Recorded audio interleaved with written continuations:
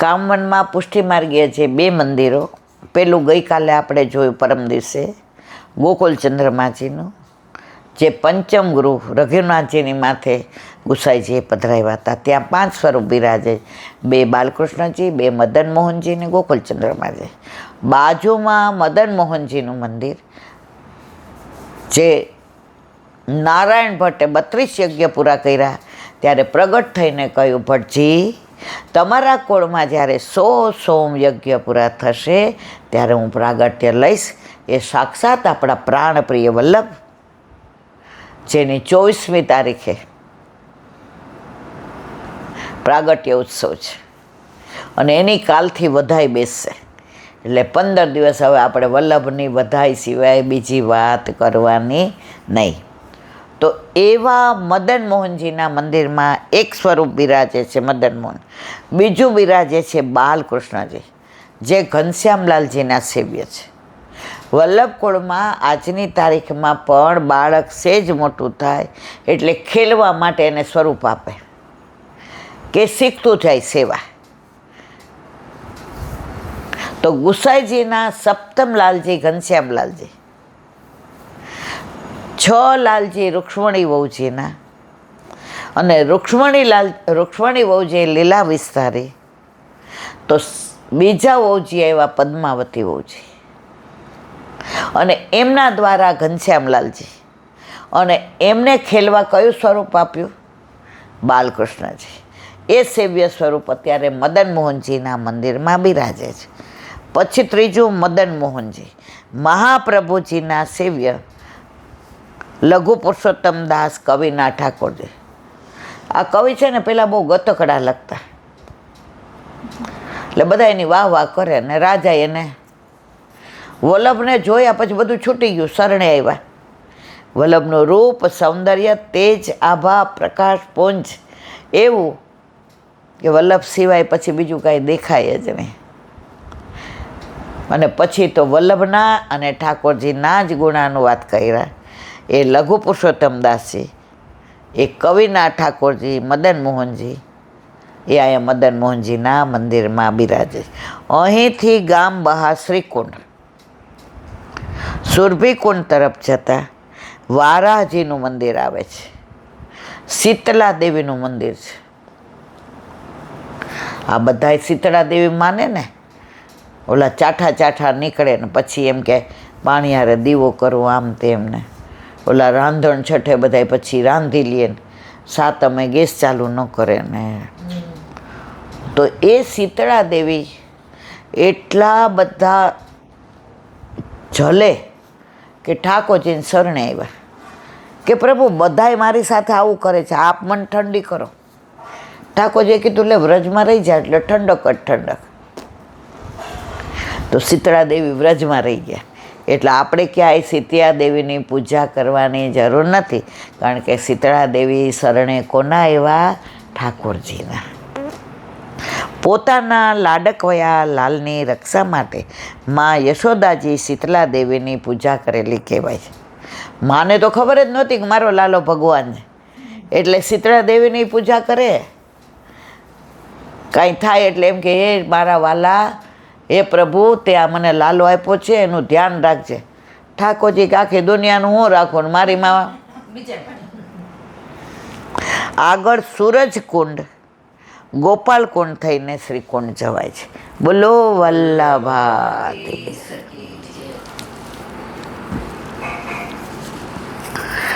આ પુસ્તક ઘણાયને સમજાય નહીં, અઘરું પડે, પણ ખરેખર બહુ સરસ છે. સમજાઈ જાય તો બહુ જ આનંદ. જીજીનું છે. ઇન્દિરા બેઠી.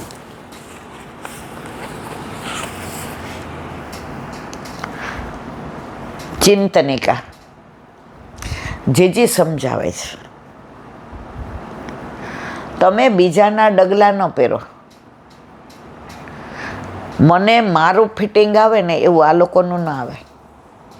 માનો કે એ લોકોનો ડ્રેસ 5000નો છે, મારો 500નો છે, પણ મને મારા 500ના ડ્રેસમાં જે આનંદ આવે ને એ લોકોનો, કોઈનું મને મોટું થાય, કોઈનું ફિટ પડે, કોઈ મને ચડે જ નહીં, કોઈ મારે ખોલવું પડે, તો આ વાત અમરસિંહ ડગલા ઉપરથી કહે છે કે તમારા પ્રભુને તમે પ્રેમ કરો તો બીજા કરે છે એમ નહીં, તમે તમારા અંતરથી કરો.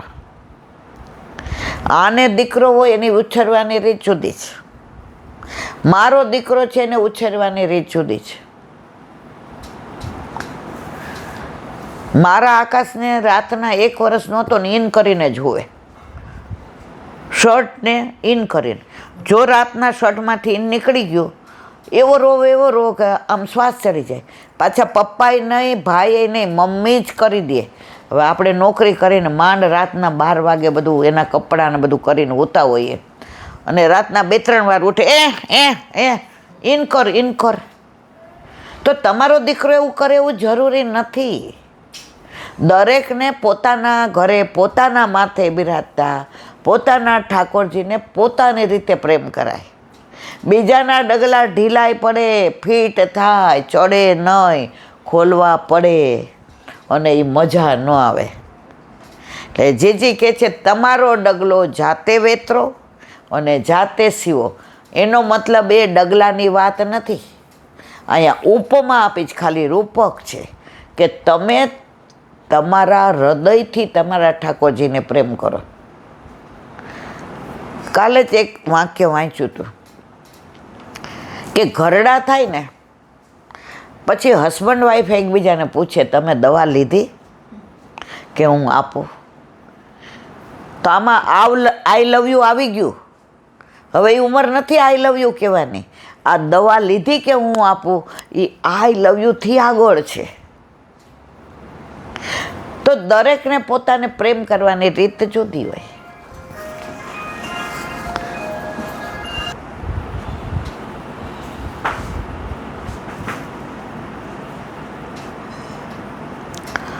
મનની સંમતિ વગર મળેલું કંઈ પણ તને જીવનમાં સુધન્ય બનાવી શકશે. આપણે નથી કહેતા મન વિનાનું મળવું અને ભીતારે ભળવું. આજે તમે કોઈ ન હોય, હું એકલી સત્સંગ કરું તો કોને ભીતને સંભળાવું? સત્સંગમાં એકની સામે એક જોઈએ, હજારોની જરૂર નથી. પણ સ્મરણમાં તો એકલા જ થાય. હું મારા અષ્ટાક્ષરની માળા કરું કે હું મારા વાકપતય નમની માળા કરું તો એમાં મારે કોઈની જરૂર નથી, એમાં મને એકલાને જ આનંદ આવે. પણ જો તમારે સત્સંગ કરવો છે તો સામે એકની સામે એક જોઈએ. એટલે અહીંયા કહે છે કે દરેક કાર્યમાં મનની સંમતિ જોઈએ, નહીંતર આના જેવું થાય મન વિનાનું મળવું ને ભીંતારે ભળવું. કોઈનો ડગલો પહેરી લેવો એટલે કોઈની પ્રતિકૃતિ બની જાવ એવો અર્થ નહીં થાય. પ્રિય સ્વજન, કોઈની પ્રતિકૃતિ બનવાના બદલે તું તારી આકૃતિનો ઘડવૈયો સ્વયં બનજે. બીજાનો ડગલો પહેરી લેવો એટલે એનું અનુકરણ કરવા જેવું કશું કહેવાય, શું નહીં કહેવાય? વાલા મિત્ર, અનુકરણ કરવાનું છોડી તો અનુભવનો આનંદ મેળવ. આજે તમે વ્રજમાં ગયા તો તમે જતીપુરામાં ઉતરા. હવે તમે શરૂઆત ગુલાલ કોણથી કરી. હવે બીજા આવ્યા, ઈલાબેન લખી દો ને. એમાં એવું ન હોય. હવે ટોડના ઘણાએ જે આવ્યા છે અને આપણને સમાચાર મળ્યા કે જે ટોડના ઘણાએ જાય છે અને આટલા બધા વૈષ્ણવ છે અને ત્યાં મનોરથ કરવાના, જે છે વહુજી છે, બાળકો છે, મનોરથ છે. તો પછી આપણે ઓલા નકશા પ્રમાણે ન જવાય. ત્યાં ટોડના ઘને જઈએ તો આનંદ થઈ જાય. તો આપણા ઘડવૈયા આપણે બનાય, બીજા કરે છે એવું આપણે ના કરાય. સમજાય છે ને બધાને? હવે આ પુસ્તકોના ઢગલા છોડી ઊભો થઈ જા. બંધ બારણાથી ગુંગળાઈ જતી હવામાંથી બહાર આવ. ઘણા તો બંધ કરીને વાંચે જ રાખે. પછી આપણે નહીં કહેતા પુસ્તક ક્યાં કીડા છે. હું એસએસસીમાં હતી ને તો અમારે એક રૂમ હતી ને અમારી પરિસ્થિતિ નહોતી સારી. એટલે અમારા બાજુમાં કુસુમ માસી રહી, એની બારી બહાર પડે અને આ બાજુ શાંતા માસી રહી. તો એની બારી અમારો બગીચો હતો મોટો, કેવડો આપણા ઘર છે ને 10 ગણો થાય ને એટલો બગીચો, અને અંદર ફુવારો ને બધું. અમારે ભાટિયાને ડેલી કહેવાતી. તો માસીને હું કહું કે તમે બધા સૂઈ જાઓ છો તો હું આ બારીએ બેસું. તો પહેલાં તો આવા સંબંધો સારા હતા, ભણવાની કોઈ ના જ ન પાડે. એ કે આ બેસ ને, તો હું પુસ્તક લઈને ત્યાં બારીએ બેસું ને તો ઘણીવાર મોર આવે ને કળા કરતા હોય. ઓલો વરસાદ આવવાનો ટાઈમ થાય ને તો કોયલ કુહુ કુહુ કરતી હોય. તો હું પુસ્તકમાં વાંચતી જાઉં ને મહેસૂસ કરતી જાઉં. તો એ માસી મને દબડાવે, હે આખો દી ચિત્ત તો ત્યાં જ હોય છે બગીચામાં, શું ભણસ? હવે એના દીકરાએ 9 ટ્રાયલ SSC પાસ થયો અને મારો પહેલી ટ્રાયલ જ બોર્ડમાં નંબર આવ્યો. એનું કારણ મારું ચિત્ત બીજાના ડગલામાં નહોતું, મારું ચિત્ત મારા ડગલામાં જ હતું.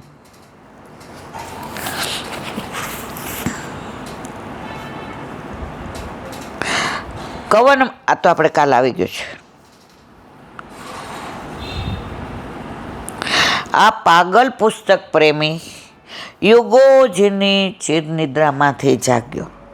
આપણે બધા જ પુષ્ટ કરાવે ને, ઈલાબેન આની રીતનું પુસ્તક ક્યાંય હોય? મેં તો મારા વાલા પ્રેમ કરવાના રીતના પુસ્તક હોય? આપણે લગ્ન કરીને જાય તો આપણા વરને એમ કહીએ કે તમને કેવી રીતે પ્રેમ કરું, તમારે કોઈ પુસ્તક છે? 1-2 ખેંચી લે ને, હાલી હું નીકળીશ. પ્રેમ સહજ થાય, સહજ પ્રીતિ ગોપાલ શું.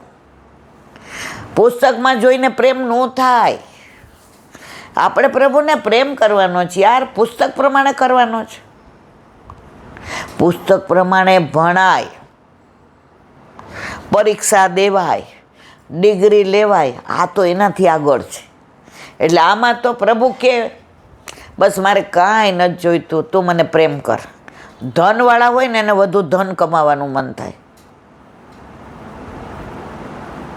સંપત્તિવાળા હોય ને એને વધુ સંપત્તિ લેવાનું, ગાડીવાળા હોય ને નવા નવા મોડેલ ભેગા કર. તો પ્રભુ પ્રેમવાન છે એટલે એને પ્રેમ જોઈએ છે. તો એ પુસ્તક ક્યાં રીતે ન થાય, એ આપણે સહજ થાય.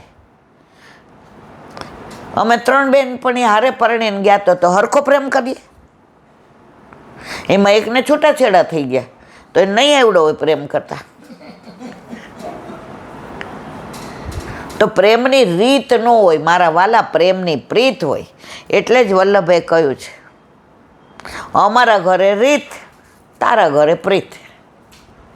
અમારા નારાયણપુરમાં એક વૈષ્ણવ હતા, લીલામ પહોંચી ગયા તો એ સ્કૂલમાં સર્વિસ કરતા હતા. હવે સવાર 7:30 જવાનું, નરોડા 2 બસ કરીને. પહેલાં તો આવી ફ્રીક્વન્સી નહોતી, એટલે 7 વાગે ઠાકોરજીને રાજભોગ આવી જાય અને ભેગું લઈને જાય.